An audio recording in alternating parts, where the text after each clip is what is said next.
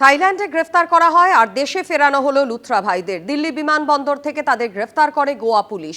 গত 6 ডিসেম্বর রাতে গোয়ার নাইট ক্লাবে অগ্নিকাণ্ডে 25 জনের মৃত্যু হয়। তার কয়েক ঘন্টা পরে ভারত ছেড়ে পালান এই দুই ভাই সৌরভ এবং গৌরব। অবশেষে তাদের দেশে ফেরানো হলো।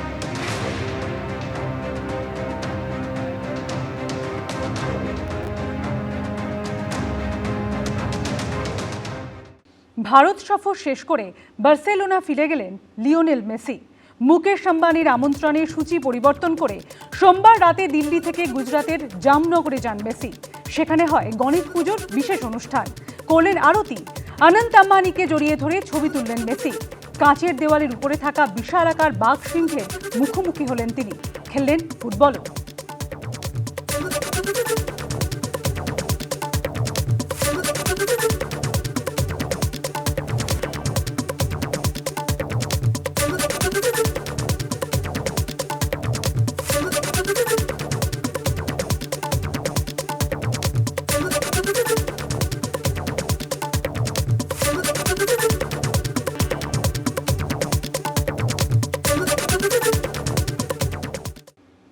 জঞ্জালমুক্ত কলকাতা কে না চায়?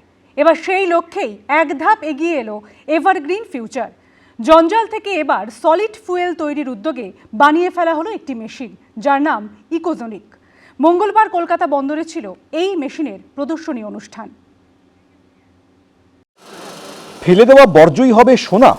জঞ্জাল থেকে এবার সলিড ফুয়েল তৈরির উদ্যোগ নিল এভারগ্রিন ফিউচার। মঙ্গলবার কলকাতা বন্দরে এমনই একটি মেশিনের উদ্বোধন করা হয়, নাম ইকোজেনিক। কিভাবে কাজ করে মেশিনটি তা দেখানো হয় অনুষ্ঠানে। আমাদের এই যে ল্যান্ডফিলের সমস্যা হচ্ছে, আস্তে আস্তে তখন মানুষের ক্ষমতা ব্যয় বেশি হচ্ছে, সে বেশি প্লাস্টিক ফেলছে, অনেক কিছু যাচ্ছে, সেটা ধাপার মাঠ কেন অন্য কোনো ল্যান্ডফিলে আর জায়গা হচ্ছে না। তাহলে কি করতে হবে যে সোর্সেই যদি এগুলো লাগিয়ে দেওয়া যায়, তাহলে থেকে গার্বেজটার সঙ্গে সঙ্গে এখানেই কিন্তু তৈরি হয়ে যাচ্ছে যে ফুয়েল। এটা অন্য কোনো প্লান্টে যেতে হবে না, এভরিথিং মিক্সড সলিড ওয়েস্ট। প্রদর্শনীতে উপস্থিত ছিলেন কলকাতা বন্দরের চেয়ারম্যান রথেন্দ্র রামন, ডেপুটি চেয়ারম্যান সম্রাট রাহি। कि भारत सरकार की पॉलिसी रही है, स्टार्टअप इंडिया और एसडीजी गोल्स हैं, सर्कुलर इकोनॉमी पे जोर है, सॉलिड वेस्ट मैनेजमेंट पे जोर है। हमने इस मशीन का डेमोन्स्ट्रेशन देखा तो ये काफ़ी कारगर मशीन सिद्ध हो सकती है सॉलिड वेस्ट मैनेजमेंट के लिए, म्युनिसिपल वेस्ट के लिए, ऑर्गेनिक वेस्ट के लिए।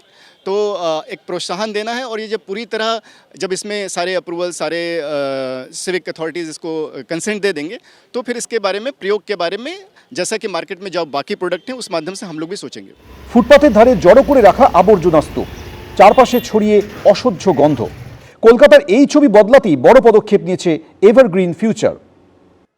ধাতু এবং কাঁচ ছাড়া যে কোনো ধরনের বর্জ্য পদার্থ এই মেশিনে যদি দেওয়া হয়, তাহলে যেটা দেখা যাচ্ছে ঠিক এই ধরনের কিন্তু একটা প্রোডাক্ট বেরিয়ে আসছে, যেটাকে বলা হচ্ছে যে এটা একটা ফুয়েল, এটা হচ্ছে কয়লার বিকল্প।